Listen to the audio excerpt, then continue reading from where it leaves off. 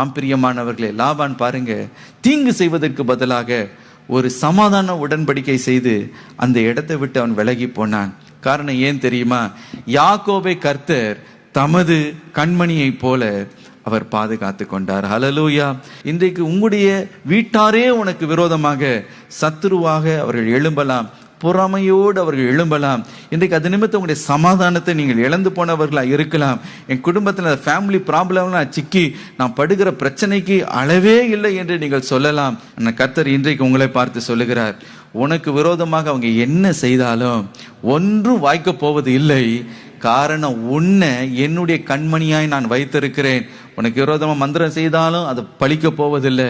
உனக்கு விரோதமாக அவங்க கோர்ட்டில் போய் கேசு போட்டாலும் சரி, அவங்க ஜெயிக்க போவதில்லை. காரணம், நான் உன்னை என்னுடைய கண்மணியாக நான் பாதுகாத்து கொள்ள போகிறேன். ஹல்லேலூயா.